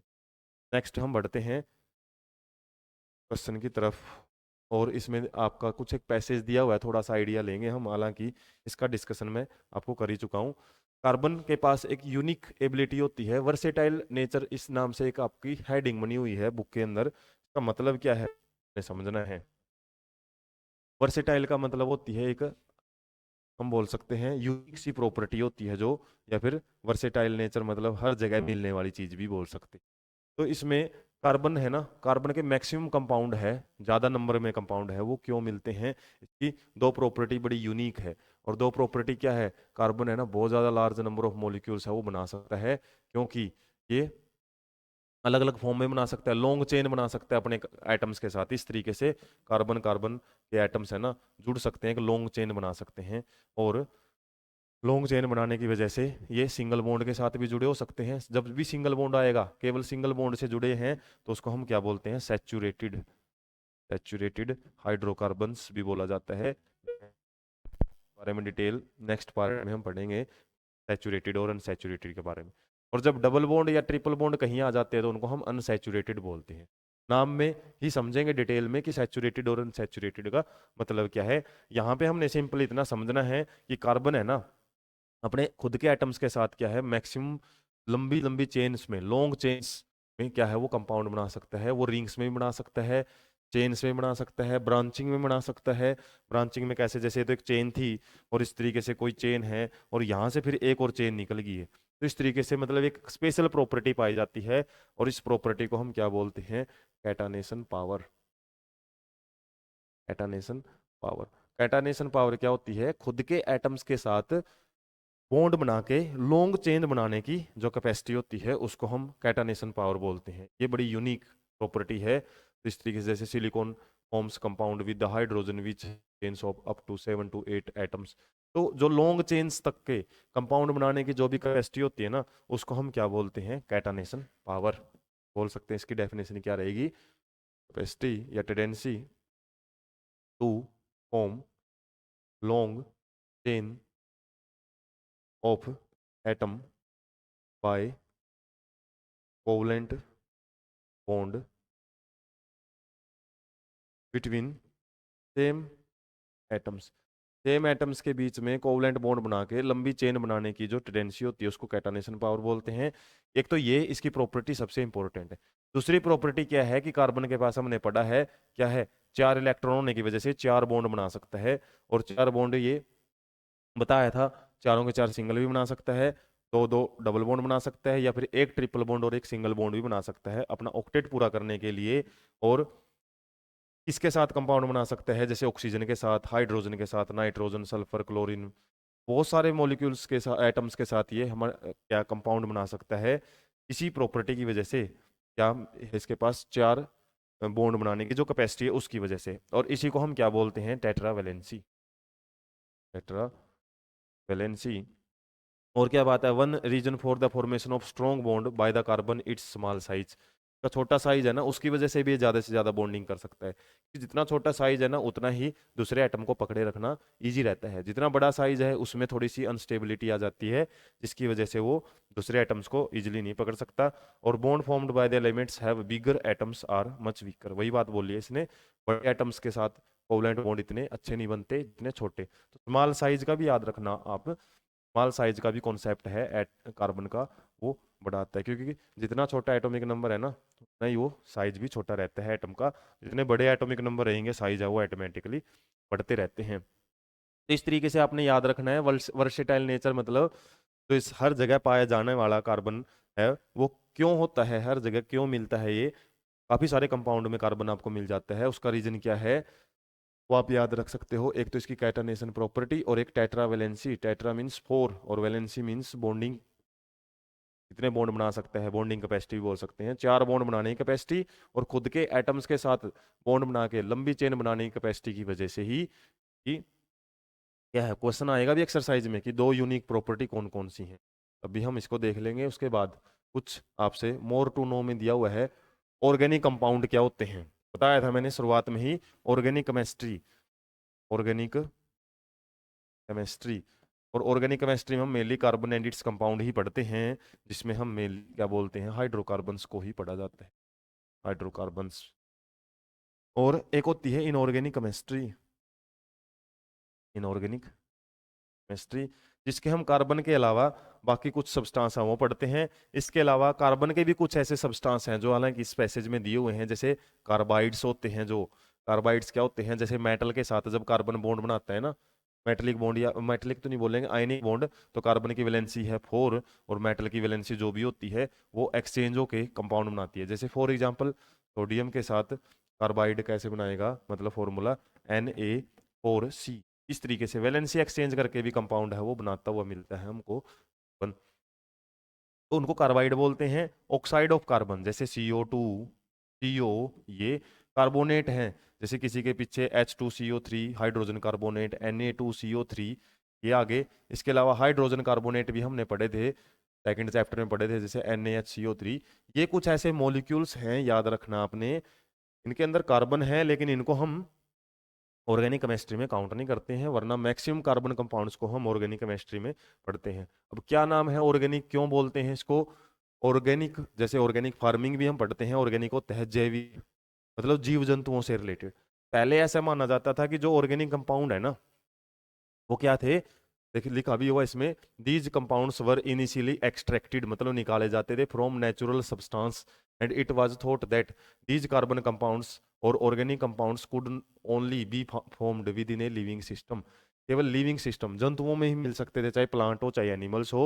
लेकिन क्या था, it was postulated that a vital force was necessary for their synthesis. और एक इंपॉर्टेंट साइंटिस्ट का नाम आप याद रख सकते हो, फ्रेडरिक वॉलर।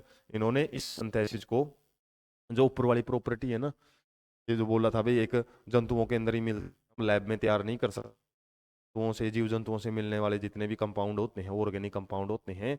और क्यों वो जंतुओं में मिलते हैं, बाहर क्यों नहीं मिलते, पहले ऐसा माना जाता था कि एक बड़ा ही वाइटल फोर्स बड़ा एक इंपॉर्टेंट फोर्स की जरूरत होती है ऑर्गेनिक कंपाउंड को बनाने के लिए, जो केवल ऑर्गेनिजम्स के अंदर ही मिल सकता है, लिविंग ऑर्गेनिज्म की। तो इसको डिस्प्रूव कर दिया था एक साइंटिस्ट ने, किसने, फ्रेडरिक वोलर ने। आ सकता है 1 मार्क में क्वेश्चन।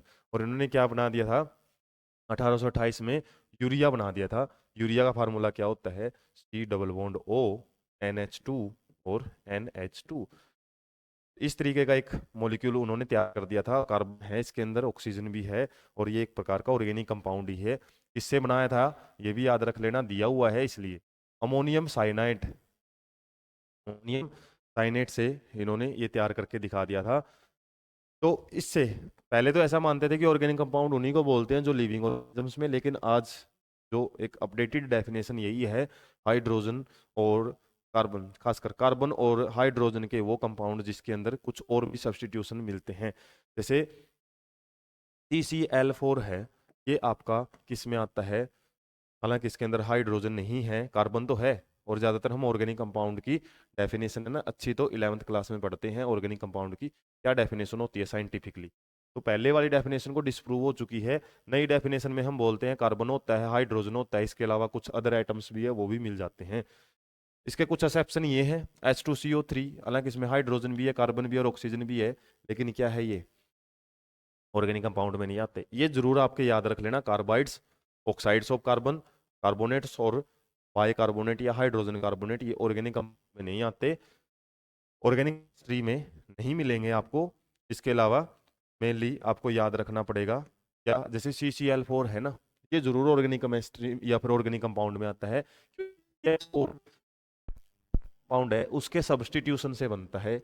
इसमें क्लोरीन है ना, जो हाइड्रोजन को सब्स्टिट्यूट कर देती है, एक प्रकार का हम बोल सकते हैं मीथेन का डेरिवेटिव है ये। डेरिवेटिव मतलब चेंज होके बनी हुई स्ट्रक्चर। तो कुछ ऐसे मॉलिक्यूल्स हैं तो देखने से आपको लगेंगे नहीं कि ये ऑर्गेनिक कंपाउंड है, लेकिन होते हैं। और कुछ ऐसे हैं देखने से जरूर लगेगा। और एक्सेप्शंस हैं वो एवरी वेयर मिलते हैं साइंस। हम बोल सकते हैं there is no science without exception. Exception मतलब साइंस में कोई ऐसे फिक्स रूल्स नहीं है जिसके बेस पे आप हर एक प्रोसेस को अच्छे से एक्सप्लेन कर सको। कोई ना कोई एक ऐसा मिल ही जाता है कहीं पे भी हो, क्लास में भी, जैसे कोई एक ऐसा बच्चा मिलता है जो डिसिप्लिन में नहीं है, रूल्स वगैरह ब्रेक करता है। ऐसे ही हमारे साइंस में बहुत सारे कंपाउंड वगैरह, बहुत सारी प्रोसेसेस वगैरह ऐसी मिलती हैं जहाँ पे आपको एक्सेप्शंस नहीं मिलते। और ये तो नेचर का रूल है, नेचर का रूल है तो हर जगह इसको फॉलो करना ही पड़ेगा। इस तरीके से ऑर्गेनिक कंपाउंड का कुछ आपसे बातें हैं वो दी हुई हैं। इसके अलावा सैचुरेटेड एंड अनसैचुरेटेड हाइड्रोकार्बन्स क्या होते हैं वो देख लेते हैं। सैचुरेटेड वर्ड किसके लिए आता है, जिसके अंदर हम जैसे पढ़ते हैं सैचुरेटेड सॉल्यूशन, जिसके अंदर नो मोर सोल्यूट है वो ऐड कर सके हम, ज़्यादा सोल्यूट नहीं ऐड करें। जैसे चीनी का सॉल्यूशन तैयार कर रहे हैं हम, 1 चम्मच डाल दिया हमने, वो कंसनट्रेटेड सॉल्यूशन हो गया। और ज़्यादा डालेंगे तो क्या होएगा, वो कंसनट्रेटेड होता रहेगा और एक लिमिट आ जाएगी जिसके अंदर हम और ज़्यादा नहीं मिला सकते। लेकिन हम हाइड्रोकार्बन्स में कैसे पढ़ते हैं कि जो कार्बन है ना, कार्बन कितने बॉन्ड बना सकता है, 4। और वो सारे के सारे बॉन्ड बनाए हुए हैं किसके साथ, ज़्यादातर कार्बन है ना अपनी वैलेंसी या फिर बॉन्डिंग किसके साथ पूरी करता है, हाइड्रोजन के साथ करता है, हाइड्रोजन के साथ। और इस तरीके से हाइड्रोजन जितने ज़्यादा लगने थे उतने ज़्यादा लग जाते हैं जब कार्बन के ऊपर, उसी को हम क्या बोलते हैं, सैचुरेटेड हाइड्रोकार्बन्स या कार्बन कंपाउंड्स बोलते हैं। लेकिन कई बार क्या होता है, जैसे कार्बन कार्बन डबल बॉन्ड बना लेता है ना, उस केस में क्या है, ये carbon carbon single bond convert करके, जैसे इसके पास क्या थे, 2 हाइड्रोजन तो थे ही, इसके पास 2 हाइड्रोजन थे, ये मैंने लिख दिए 2 हाइड्रोजन, यहाँ पे 2 हाइड्रोजन है ये लिख दिए हैं। लेकिन जो डबल बॉन्ड है सिंगल बॉन्ड में कन्वर्ट हुआ है ना, तो 2 हाइड्रोजन है वो एक्स्ट्रा ऐड हो सकते हैं। तो इसमें यदि हम 2 हाइड्रोजन को ऐड करें ना, वही बात आ गई, इतनी और ज्यादा यदि ऐड हो सकती है ना तो उसको अनसैचुरेटेड सॉल्यूशन ही बोलेंगे। तो यहाँ पे यदि हम हाइड्रोजन को ऐड करने की कुछ जगह ढूंढ लेते हैं, जैसे कार्बन कार्बन ट्रिपल बॉन्ड हो, तो उस केस में हम और भी हाइड्रोजन है वो ऐड कर सकते हैं इसके अंदर। तो इसी तरीके से आपको सिंपली क्या याद रखना है, जिसके अंदर ज़्यादातर हम हाइड्रोजन है वो ऐड कर सकें मॉलिक्यूल्स के अंदर। और ये ऐड कैसे होंगे आपके, सिंपल डबल बॉन्ड या फिर ट्रिपल बॉन्ड में हम क्या कर सकते हैं, कुछ हाइड्रोजन के मॉलिक्यूल्स या एटम्स वो ऐड कर सकते हैं।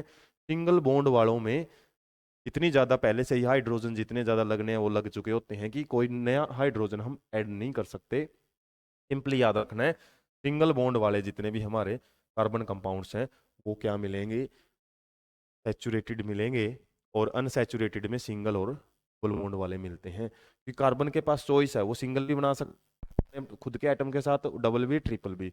डबल बनाएगा तो वो सिंगल में कन्वर्ट हो सकता है, सिंगल बॉन्ड में कन्वर्ट हो सकता है, और ऐसे ही ट्रिपल बॉन्ड है वो भी डबल बॉन्ड या सिंगल बॉन्ड में कन्वर्ट होके उसके अंदर हाइड्रोजन है वो ऐड हो सकते हैं। जैसे यहाँ पे हमने देखा था डबल बॉन्ड कन्वर्ट होके सिंगल में कितने हाइड्रोजन ऐड हुए थे इसके पास, दो।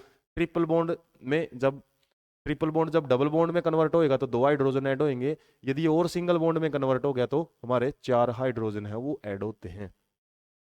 इसी को हम हाइड्रोजिनेशन भी बोलते हैं, एक प्रोसेस है वो भी पढ़ने को मिलेगी आपको। उसके बाद कुछ स्ट्रक्चर्स बताया था आपको, जो कार्बन है उसकी कुछ स्ट्रक्चर्स की फॉर्म में वो मिल सकती है। और स्ट्रक्चर कैसे मिल सकती है आपकी, वो सिंपली हमारी यदि बात करें हम चेन में मिल सकती है। चेन में कैसे, कार्बन कार्बन की एक लंबी चेन बनी हुई है, एक कार्बन के पीछे दूसरे कार्बन लगी हुई हैं इस तरीके से। और दूसरी बात है ब्रांचेज, तो इस तरीके से ब्रांच में भी मिल सकती है। जब कार्बन कार्बन एक चेन बन रही थी इस तरीके से, एक कार्बन और साइड में निकली हुई है, तो ये आपकी क्या है, चेन, ये चेन है, और यहाँ पे क्या है, ब्रांचिंग है। तो यहाँ पे तो कार्बन कार्बन दिखाया हुआ है और कार्बन अपनी बात करेगा, ये स्ट्रक्चर सेम है दोनों, बस इसमें हाइड्रोजन लगा के दिए हुए हैं। तो मैक्सिमम जगह पे कार्बन अपनी वैलेंसी या फिर बॉन्डिंग है वो हाइड्रोजन के साथ ही शो करता है। इसके अलावा रिंग क्या होता है, रिंग में यह बोल सकते हैं हम, जैसे कोई भी चेन है ना, चेन का जो लास्ट वाला कार्बन है ना वो फर्स्ट वाले कार्बन के साथ या फिर फर्स्ट वाला लास्ट वाले के साथ जुड़ जाता है तो एक रिंग बना लेता है। तो एक साइकिल में जब साइकिलर अरेंजमेंट में हमारे पास कार्बन प्रेजेंट है तो उसको हम क्या बोलते हैं, रिंग स्ट्रक्चर। और इस रिंग में भी हम बात करें तो ये रिंग है, यहाँ पे इसको कंफ्यूज मत होना इस डायग्राम को, ये वाली स्ट्रक्चर ही है इसमें, तो ये रिंग इस तरीके से है, ये रिंग है। और बाकी आप देख सकते हो ये हाइड्रोजन है वो पूरे किए हुए हैं कार्बन कार्बन के साथ मिला के। इसी तरीके से एक बेंजीन की स्ट्रक्चर है, और बेंजीन की स्ट्रक्चर बड़ी ही इंपॉर्टेंट है। ऑर्गेनिक केमिस्ट्री में एक स्पेशल ब्रांच ही चलती है इसकी, स्पेशली बेंजीन के बारे में काफ़ी सारी रिएक्शंस है वो पढ़ने को मिलती हैं। इसके अलावा आपकी स्ट्रक्चर्स हैं ethane, methane, propane, butane, hexane, ये आपके सारे सिंगल बॉन्ड वाली कार्बन हैं। के अंदर आपको क्या मिलेंगे, कार्बन कार्बन के बीच में सिंगल बॉन्ड मिलेंगे। और ये किसके एग्जाम्पल हैं, ये सिंपली आपके हमारे पास बोले तो चेन वालों के एग्जाम्पल हैं, ब्रांचिंग नहीं है इसके अंदर। कार्बन कार्बन क्या है, वो हमारी इसमें है, एक चेन में ही है। जैसे इस कार्बन इसमें दो कार्बन कार्बन है चेन में, इसमें सिंगल कार्बन ही है। बाकी सारी वैलेंसी है जो हाइड्रोजन से पूरी कर लेता है कौन, हमारा कार्बन एटम। इस तरीके से मीथेन किसके लिए वर्ड यूज होता है, सिंगल कार्बन दो कार्बन के लिए, कार्बन के लिए, ब्यूट वर्ड 4 के लिए, पेंट वर्ड 5 और हेक्सा वर्ड 6 के लिए। कि जो एन वर्ड है वो एन है, सिंगल बॉन्ड जिन कार्बन कंपाउंड में मिलते हैं उनको सिंपली एल्केन्स बोला जाता है, एल्केन्स। और एल्केन्स का फार्मूला होता है CnH2n+2। Cn मतलब कार्बन जितने लेंगे ना, हाइड्रोजन का नंबर इस फॉर्मूले से सोल्व करके निकालना पड़ेगा। फॉर एग्जांपल जैसे कार्बन का नंबर 1 है तो हाइड्रोजन का नंबर क्या होएगा 2, n मतलब 1+2 आ गया, कार्बन तो 1 है ही है, तो हाइड्रोजन 2+2 4। इसमें देख सकते हैं कैसे लगा हुआ फार्मूला, सी यदि एन की वैल्यू 2 यूज कर ली हमने तो CnH2n, एन कितना है 2+2 कितना आ गया C2, और H कितना आ गया यहाँ पे 4 और 2 6। तो इस तरीके से ये फॉर्मूला लगता है ना जिसमें उनको हम एन बोलते हैं। और eth meth but meth eth prop but, इस तरीके से ये कार्बन की नंबरिंग को शो किया जाता है। नोमेनक्लेचर में हम डिटेल में इसको पढ़ेंगे। इसके अलावा बेंजीन की स्ट्रक्चर है ना, कई बार आपसे इलेक्ट्रॉन डॉट स्ट्रक्चर या फिर बेंजीन की स्ट्रक्चर कैसी है वो देख लेते हैं। कार्बन है यहाँ पे आपके, ये कार्बन है वो मिलते हैं, लेकिन कुछ अल्टरनेट पोजीशन पे क्या है, यहाँ पे डबल बॉन्ड है, बाकी क्या है इसके पास सिंगल बॉन्ड बने हुए हैं। और बाकी क्या है, कार्बन है जैसे इसको देख सकते हैं हम, क्या है इसके 3 बॉन्ड पूरे हो चुके हैं, एक हाइड्रोजन की जरूरत बॉन्ड पूरा करने के लिए है वो 3 बॉन्ड है वो अपने बना चुका है, बस एक एक हाइड्रोजन की जरूरत है। तो यहाँ पे हम देख सकते हैं 6 कार्बन है और 6 ही हाइड्रोजन है। ये स्ट्रक्चर या फिर फॉर्मूला होता है बेंजीन का। इसकी इलेक्ट्रॉन डोट स्ट्रक्चर यदि आपसे पूछ ली जाए तो ऐसे ही हम क्या करेंगे, पहले कार्बन है वो दिखा लेंगे 6, और जहां जहां पे डबल बॉन्ड है, जैसे यहाँ पे डबल बॉन्ड था तो चार चार इलेक्ट्रॉन है वो दिखा देंगे, जैसे एक छोड़ के एक पोजीशन पे है, अल्टरनेट पोजीशन पे, तो इस तरीके से चार चार इलेक्ट्रॉन हमने दिखा दिए। बाकी जहाँ जहाँ सिंगल बॉन्ड है वहाँ पे हम क्या करेंगे, इलेक्ट्रॉन दिखा देंगे। हर एक कार्बन के साथ एक हाइड्रोजन जुड़ा हुआ है, वो भी हम यहाँ पे दिखा देते हैं। तो इलेक्ट्रॉन डॉट स्ट्रक्चर तो आप किसी की भी प्रैक्टिस कर सकते हो, जहाँ पे आपको दो डैश मिलती है वहाँ पे चार इलेक्ट्रॉन दिखा दो, जहाँ पे सिंगल डैश मिलती है वहाँ पे दो इलेक्ट्रॉन दिखा सकते हो।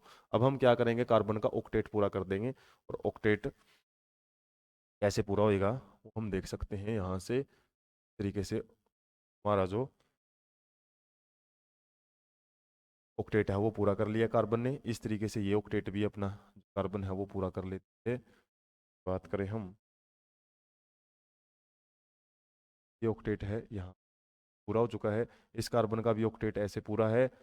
पे भी इस तरीके से कार्बन है ना, हर एक कार्बन अपना ऑक्टेट पूरा कर सकते हैं, आप काउंटिंग कर सकते हो वीडियो रोक के। उसके बाद हाइड्रोजन अपने डुप्लेट है वो पूरे कर लेता है। तो ऐसे सर्कुलर अरेंजमेंट में आपको जो स्ट्रक्चर है बनाई जाती है, तो इस प्रकार का जो अरेंजमेंट है सिंपल सी स्ट्रक्चर है, बस आप जब पूरी बनी बनाई स्ट्रक्चर को देखोगे तो कंफ्यूजिंग लगेगी, लेकिन स्टेप में आप जब बनाओगे ना तो आपको खुद को भी विश्वास नहीं होएगा कि आपने ऐसी स्ट्रक्चर है वो बना दी जो आपको कंफ्यूजिंग लगती थी। तो सिंपली आपको याद रखना है बेसिक स्ट्रक्चर, डबल बॉन्ड कहाँ है, चार इलेक्ट्रॉन लगा दो वहाँ पे, जैसे यहाँ पे डबल बॉन्ड था चार इलेक्ट्रॉन लगा दिए, फिर यहाँ पे डबल बॉन्ड है चार, और उसके बाद जहाँ जहाँ सिंगल डैश है वहाँ पे इलेक्ट्रॉन। एक बात ध्यान रखनी है अपने कार्बन की, चार ही बॉन्ड बने हुए होने चाहिए, जैसे यहाँ पे डबल बॉन्ड बना लिया, यहाँ पे सिंगल है और यहाँ पे सिंगल है, तो चार के टोटल बॉन्ड बनते हैं। चार में से चाहिए चारों के चार सिंगल बनाए, चाहिए एक डबल बॉन्ड बनाए और दो सिंगल बॉन्ड बनाए, या फिर दोनों के दोनों ये डबल बॉन्ड भी बना सकती है। तो इस तरीके से कार्बन की हमने कुछ बेसिक सी बातें याद रखनी है जो आपको आगे मॉलिक्यूल्स को बनाने में काम आएगी। इसके बाद हम पढ़ लेते हैं दो छोटी छोटी डेफिनेशन है। वीडियो की लेंथ बड़ी लंबी चली जाती है क्योंकि एक्सप्लेनेटरी कुछ ज़्यादा ही हो जाता है टॉपिक, तो इसमें हम सिंपल डेफिनेशन ही देखेंगे, डिटेल अगले पार्ट में रहेंगी। फंक्शनल ग्रुप कैसे होते हैं, कैसे कैसे काम करते हैं। फंक्शनल ग्रुप क्या होता है, इसकी डेफिनेशन हमारी बुक में दी हुई है, वही समझेंगे। हेटेरोएटम्स होते हैं, हेटेरोएटम्स मतलब ये आपके अलग अलग एटम से मिलके बने हुए हैं, जैसे hydrogen oxygen, hydrogen carbon oxygen, कई बार ये सिंगल सिंगल एटम भी मिल सकते हैं। Heteroatoms and group, the group containing these confer specific property. Simple आपने याद रखना है, ये कुछ ऐसे एटम्स या फिर ग्रुप ऑफ एटम्स होते हैं, बोल सकते हैं इनको एटम्स और group of atoms which when attached with with any compound, any carbon compound भी बोल सकते हैं, any carbon compound changes it's physical and chemical property. ये कुछ ऐसे ग्रुप्स होते हैं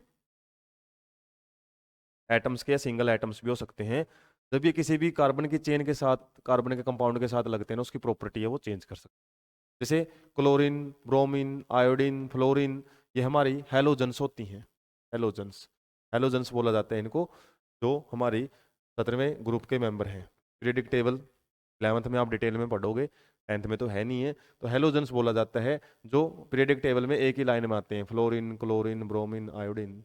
जैसे ये जो एटम्स हैं क्या करेंगे, जब कार्बन के साथ जुड़ेंगे तो इनको हम क्या बोलते हैं, हेलो एल्केन्स बोला जाता है पूरे मॉलिक्यूल को, हेलो एल्केन्स।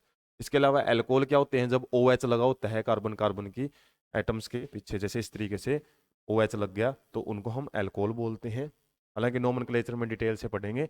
एल्डिहाइड का बोला जाता है जब एक पार्टिकुलर एटम इस तरीके से कार्बन के साथ डबल बॉन्ड ऑक्सीजन है और यहाँ पे हाइड्रोजन, और इसकी चेन से ये को हम एल्डिहाइड बोलते हैं पूरे कंपाउंड को।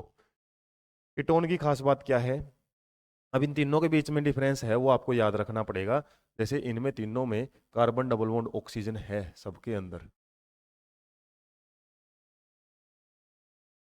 इनमें तीनों में कंफ्यूजन रहती है, तो ये तीनों के अंदर ही है ये कंडीशन आपकी। तो यदि हमारा कार्बन डबल बॉन्ड ऑक्सीजन के साथ में एक साइड में हाइड्रोजन लगा हुआ है और इस साइड में कोई भी कार्बन की चेन लगी हुई है, एक साइड में कार्बन की कोई चेन है, तो इसको तो बोलेंगे हम एल्डिहाइड, एल्डिहाइड। यदि कार्बन के साथ डबल बॉन्ड ऑक्सीजन जुड़ी हुई है लेकिन इसके एक साइड में लगा हुआ है हमारा कार्बन की चेन इस तरीके से, और यहाँ पे भी इसी तरीके से क्या है कार्बन की चेन, मतलब कार्बन की चेन दोनों ही साइड में है, और हमारा जो कार्बन डबल बॉन्ड ऑक्सीजन है ना वो बीचों बीच है, या फिर बोल सकते हैं कम से कम दो कार्बन के बीच में होना चाहिए, उसको हम बोलते हैं फिर कीटोन। और इस केस में क्या है, कार्बन डबल बॉन्ड ऑक्सीजन तो है, एक साइड में तो OH लगा हुआ है और एक साइड में हमारा कार्बन की चेन है। तो ये कार्बन की चेन तो आपको मिल ही जाएगी, सिंगल कार्बन भी हो सकता है या फिर कई कार्बन भी हो सकते हैं, लेकिन इस केस में आपको OH लगा मिलेगा, इसको बोलते हैं कार्बोक्सिलिक एसिड, कार्बोक्सिलिक एसिड। और कई बार इस चेन के अलावा कल्ला हाइड्रोजन भी मिल सकता है, इसमें और इसमें मिल सकता है, केवल ये याद रखना, कीटोन वाली कंडीशन में नहीं मिलेगा आपको हाइड्रोजन। तो हाइड्रोजन भी मिल सकता है, उसको भी हम कार्बोक्सिलिक एसिड ही बोलेंगे। मतलब जो ये कार्बोक्सिलिक एसिड है ना, ये किसका नाम है, इस स्ट्रक्चर का नाम है, जब एक किनारे पे ये स्ट्रक्चर लगी हुई हो। कीटोन किसका नाम है, इस स्ट्रक्चर का नाम है जिसमें दोनों साइड में कार्बन लगे हुए हों, और सिंपली इस स्ट्रक्चर का नाम है, एक किनारे पे लगी हुई मिलनी चाहिए, ये हमको इसको बोलते हैं हम एल्डिहाइड। इस तरीके से ये जब स्ट्रक्चर लगती हैं तो एक फंक्शनल ग्रुप इसको बोला जाता है। क्यों बोलते हैं फंक्शनल ग्रुप इन एटम्स या ग्रुप ऑफ एटम्स को, क्योंकि ये जिसके भी पीछे लगते हैं ना उसकी प्रॉपर्टी, उसके फंक्शन, फिजिकल और केमिकल प्रॉपर्टी पूरी की पूरी चेंज कर देते हैं। और एक जैसे यदि हमारे पास 4-5 कंपाउंड ऐसे हैं जिनके पीछे ये लगा हुआ है, तो हम उसको एल्डिहाइड फैमिली भी बोलते हैं। लगभग सबकी प्रॉपर्टी कुछ अंश तक मिलती हुई मिलेगी आपको, एक जैसी प्रॉपर्टी है वो शो करते हैं। तो ये होते हैं आपके फंक्शनल ग्रुप जो एक जैसे यदि लगे हुए हैं कहीं पे। इसी से मिलता जुलता कॉन्सेप्ट है, लास्ट कॉन्सेप्ट रहेगा हमारा आज का, होमोलोगस सीरीज।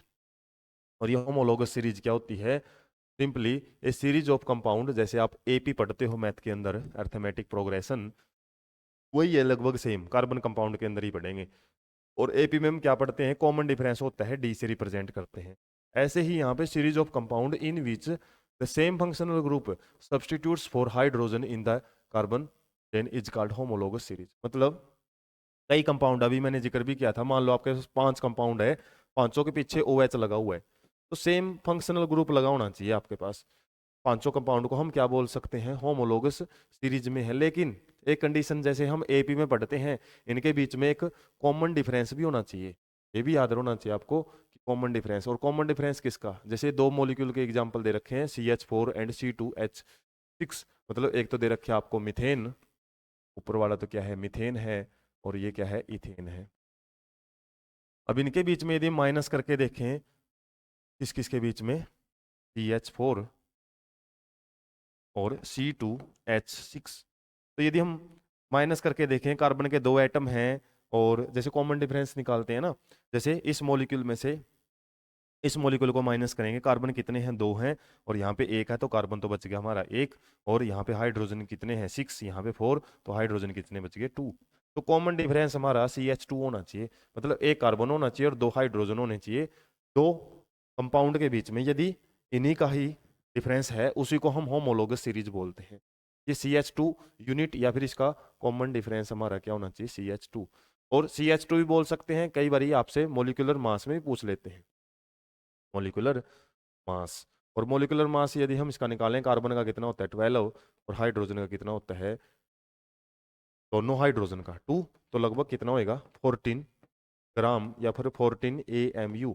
यदि दो कंपाउंड आपके पास ऐसे हैं जिसमें या तो CH2 का डिफरेंस हो या फिर 14 जो हमारा AMU या फिर एटॉमिक मास यूनिट का डिफरेंस हो, उसको भी हम होमोलोगस सीरीज बोल सकते हैं।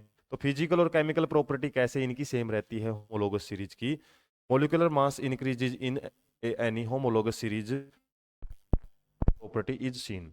जैसे हम इसमें बात करें, यहाँ से यहाँ है तो 14 ग्राम का मास का इंक्रीज हो गया, और आगे बढ़ेंगे, जैसे इसने एक एग्जांपल और दे रखे है C3H8, तो ये भी क्या है हमारी, जैसे उसमें A1 A2 A3 निकालते हैं ना AP के अंदर, इसमें भी ऐसे ही, जैसे सबसे पहला हमारा क्या है हमारा CH4, फिर C2H6, फिर C3H8, फिर C4H9 10 और C4H10, इस तरीके से जो ये हमारे कंपाउंड बने हैं ना, सबके बीच में आप देखोगे CH2 का डिफरेंस है। यदि बात करें यहाँ पे CH2 इस तरीके का डिफरेंस है, तो ये हमारे क्या है, एक होमोलोगस सीरीज में आते हैं और इनके बीच में एक रेगुलर ग्रेडेशन मिलती है। ग्रेडेशन का मतलब इंक्रीज होना। फिजिकल प्रॉपर्टी एक मतलब लेवल वाइज आपको भी मिलेगी। This is because the melting and boiling point increases with increase in molecular mass. ये याद रख लेना आप, जैसे जैसे मोलिकुलर मास बढ़ता है ना एक प्रकार का, मोलिक्यूल्स के बीच में एक फोर्स ऑफ अट्रैक्शन भी इंक्रीज होता है ज़्यादा सरफेस एरिया होने की वजह से। फॉर एग्जाम्पल, एक तो छोटे मोलिक्यूल्स हैं, एक बड़े मोलिक्यूल्स हैं, दोनों आपस में चिपके रहेंगे, ज़्यादा सरफेस एरिया उनके पास रहेगा। जितना ज़्यादा मोलिकुलर मास बढ़ेगा उनका मेल्टिंग और बॉइलिंग पॉइंट बढ़ेगा, क्योंकि उनके बीच में जो फोर्स ऑफ अट्रैक्शन है, बड़ी क्लासेज में पढ़ोगे आप 11th-12th में, जो फोर्स ऑफ अट्रैक्शन है उनके बीच में अलग अलग टाइप की जो इंट्रैक्शंस हैं वो मजबूत होती हैं, जिसकी वजह से आपको उनको पिघलाने के लिए या उबालने के लिए ज़्यादा टेम्परेचर देना पड़ता है। इसके अलावा physical property such as solubility in a particular solvent also show a similar gradation. जो सोल्युबिलिटी है किसी भी चीज़ में घुलने की, जैसे ये है कितना घुलता है, उसके बाद इसका घुलने की हम देखेंगे, तो इनकी भी एक ग्रेडेशन मिलेगी। ग्रेडेशन में मतलब या तो इंक्रीजिंग पैटर्न मिलेगा या फिर डिक्रीजिंग पैटर्न भी मिल सकता है। But the chemical properties which are determined solely, मतलब केवल by the functional group remain similar. ये आपको पर्टिकुलर बात याद रखनी है होमोलोगस सीरीज की। जो हमारी फिजिकल प्रॉपर्टी है उनमें तो ग्रेडेशन मिलेगा आपको, इंक्रीज या डिक्रीज वाला फॉलो मिलेगा पैटर्न, लेकिन केमिकल प्रॉपर्टी वो सेम मिलेगी। क्योंकि जो हमारे कार्बन के कंपाउंड होते हैं ना, वो जब रिएक्शन करते हैं किसी भी चीज के साथ, तो वो रिएक्शन किस पे मैटर करती है, उसके फंक्शनल ग्रुप पे। जैसे फंक्शनल ग्रुप देखे थे ना, ये फंक्शनल ग्रुप बड़ा ही इंपॉर्टेंट रोल प्ले करते हैं कब, ड्यूरिंग द रिएक्शंस। अब रिएक्शंस, मान लो फंक्शनल ग्रुप सबके सेम है, होमोलोगस सीरीज में हमने पढ़ लिया फंक्शनल ग्रुप सेम होना चाहिए, और सेम है अच्छी बात है, वो रिएक्शन करने का उनका जो पैटर्न है वो भी सेम ही मिलेगा। तो केमिकल प्रॉपर्टीज मतलब रिएक्शन करने की जो प्रॉपर्टी है वो तो सेम मिलती है होमोलोगस सीरीज की, जबकि फिजिकल प्रॉपर्टी है ना, वो जरूर हम देख सकते हैं मोलिकुलर मास बढ़ते हैं, और मोलिकुलर मास के ऊपर बहुत ज़्यादा हमारी फिजिकल प्रॉपर्टीज हैं वो डिपेंड करती हैं। तो ये तो एक ट्रेंड आप ना हायर क्लासेज में पढ़ोगे ही, हर एक चैप्टर में फिजिकल प्रॉपर्टीज केमिकल प्रॉपर्टीज कैसे एक दूसरे से इफेक्ट करती हैं वो रहते ही है 11th-12th में। तो इस तरीके से आज हमने जो भी ये पढ़ा है, आपका ये फर्स्ट पार्ट रहेगा, और इसी तरीके के जो सेशन रहेंगे आपके नेक्स्ट, इसका जो पार्ट 2 है, इसमें हम बचा हुआ जो चैप्टर है वो और साथ में इन टेक्स्ट क्वेश्चन वो करेंगे, और एक पार्ट 3 भी रहेगा जिसके अंदर हम क्लीनिंग एक्शन ऑफ सोप है, इस चैप्टर का बड़ा ही इंपॉर्टेंट टॉपिक, वो भी देखेंगे। तो ऐसे ही इंटरेस्टिंग सेशंस के लिए वीडियो लेंथ ही जरूर चली जाती हैं, तो क्योंकि एक्सप्लेनेटरी वर्ड ज़्यादा आ जाते हैं, कॉन्सेप्चुअल चीज़ें ज़्यादा क्लियर करवाने में टाइम लग जाता है। तो बाकी आप चैनल के साथ जुड़े रहें और पेशेंस के साथ जितना उसके अच्छे से अपने कॉन्सेप्ट क्लियर करें, ताकि आपके फाउंडेशन का काम करे हायर क्लासेज के। ऐसे ही सेशंस के लिए वीडियो को ज़्यादा से ज़्यादा शेयर करें और चैनल के साथ जुड़े रहें, चैनल को सब्सक्राइब रखें। Thank you so much.